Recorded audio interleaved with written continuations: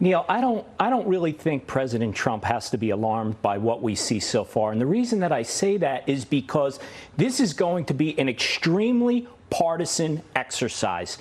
Evidence aside, we haven't seen any of it. I could already predict he'll be impeached in the House and he will not be removed from office in the Senate. In other words, like the Clinton thing, it will get done in the House, but it won't be complete in the Senate. But the difference is, now Bill Clinton wasn't running for re-election afterwards. His poll numbers went up. You're quite right. I'm just wondering for the president what the impact will be with that label and impeach president, if it comes to that.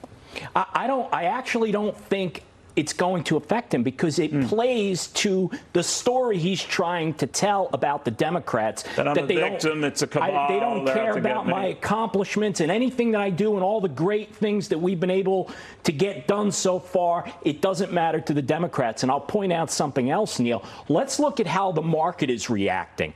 Now, we see the market is dipping today, but I don't think that has anything to do with what's going on there. I think this is a separate. So what the market is saying, nothing is going to change, and I think that's an indicator of, it'll be stable, meaning nothing happens. Point at me a lot, it scares me. So I didn't mean to intimidate you, Neil, but I want to get my point across. Catchy moment, like.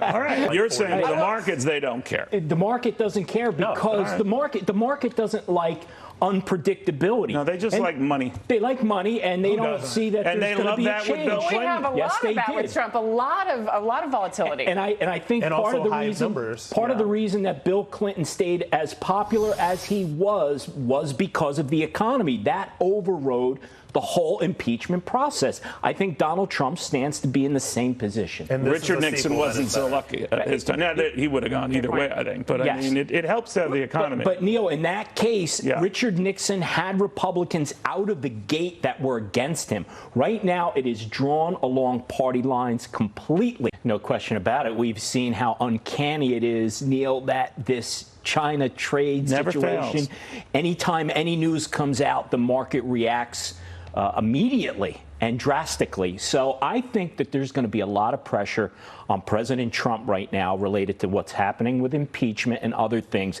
He has got to get a China deal done. And I'm the fact that he hasn't trashed the Chinese in response, because they actually personally trashed him, right? So he's volatile, he's impulsive, Were they wrong? Well, I'm asking you. That's how it works. I'm kidding. But it was odd that normally he would leap at responding, and he did nastily, I'm saying. Yeah, I think, Neil, he's moving a little bit more cautiously with the Chinese right now because the stakes are getting bigger, Neil. He really has to get something done. Re-election may very well hang on the result of that. He's already backed off from, we're not going to have this huge deal. Now we're going to do it in phases. That, to me, is playing into what the Chinese want. Let's slow this down and let's do it in pieces. And I don't like how it's going right now. Yeah, Neil. but something is better than nothing. I hear what you're saying. Well, it's very clear, Neil, at a price tag of $30 trillion over a 10-year period, we can ill afford to do that. There is not enough wealth in the country to be able to cover that. Now, I do give Bernie Sanders credit because he's at least come out and said, hey, people's taxes are going up. The middle class taxes are going up, and this is how we're going to pay for it. Net for the middle class, you're going to pay less overall. But right, you'll get more back than you'll get more back. Right? That's true, but at least he's saying it with Elizabeth Warren. She hasn't put her plan out there, but she's pushing this Medicare for all pretty hard. Well, she does seem to be reemphasizing here that no, the middle class won't pay more. Isn't she kind of locking herself into a corner? But to me, that sounds like Brussels sprouts for all.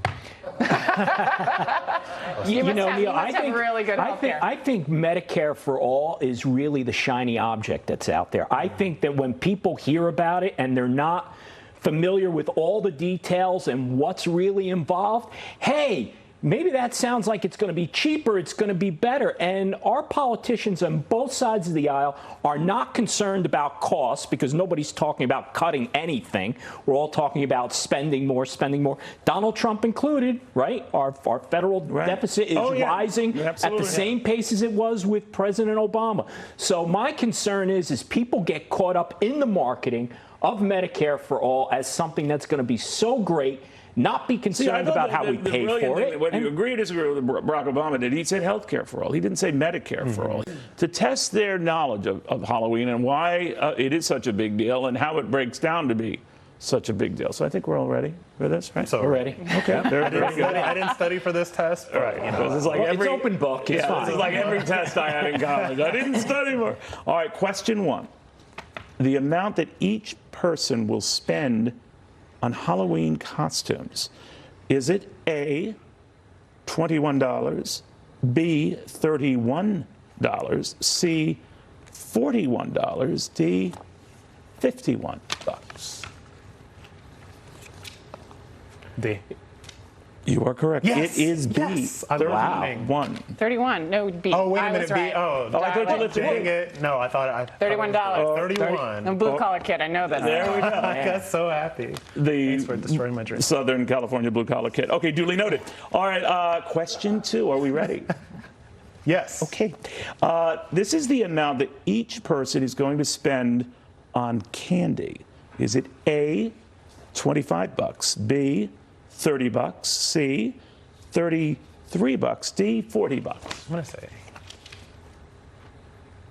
A, $25. Oh, what did you have? I had C.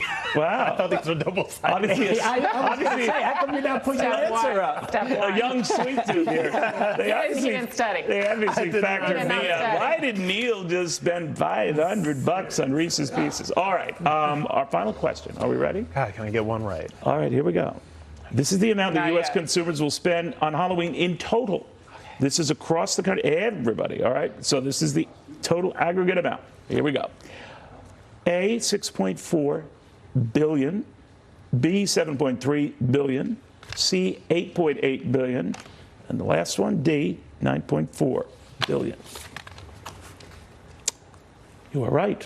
Wow, you 8.8 sweated billion. it. See? It's all unbelievable. of Did us. you have the Isn't that answer, Guess what? Keith? The She's liberals brilliant. right again, boys. wow. She's in All the touch. time. You know, it's clear she's in touch with the On everything peeps. but the direction of the country. Clearly. No, I know the human people. Well, clearly, I know clearly, consumers. Neil, spending is not an issue for her, Yeah, right? well, Based yeah, upon we her can tell, answers. right? You know what's so weird about this? Can you ever remember a time, like when I was a kid, I'm a lot older here, it was not the big holiday it is today. Not nearly the number of adults got involved. It's spread out, too, over time. I was traveling this weekend, and it's, you know, they have these events the week before for kids to go trick-or-treating on Main Street or at malls or what have you, and it continues. It's like an ongoing... And God people love still you. go out this weekend, too. The adults will. They'll still go out this weekend and celebrate. Yeah. Well, it's yeah, like they the will. new Valentine's Day. I mean, like American business will make you spend. Hey, Very well, You know, smart you're about very it. right. You know, Neil, I would have never believed that people spend that much on Halloween, as you said, the second most, Yeah. if it weren't for the fact that for months I've been looking for my Cavuto mask.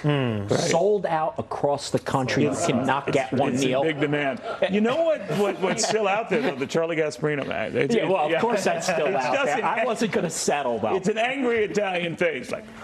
All right, by the way, nearly 80,000 people are signing a petition, speaking of Halloween, to shut down this extreme haunted house in Tennessee. Have you been hearing about this?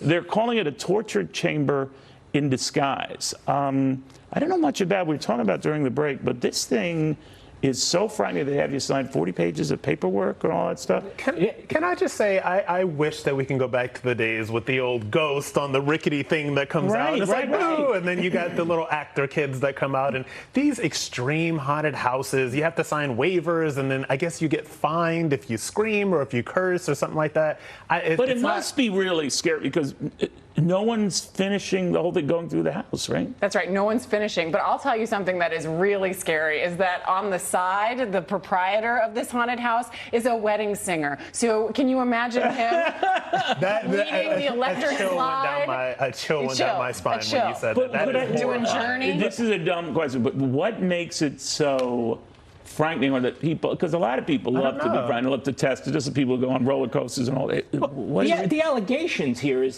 that it's a torture chamber, so this has nothing to do with being a haunted house. Look, from my perspective, I'm not going on any ride or entertainment if I have to pass a physical to be able to get in. You invest in the markets. What do you talk about? I'm not the man I used to be, Neil. Put it that way. So You rub bang elbows with the best. T-bills I gotta for say, everyone.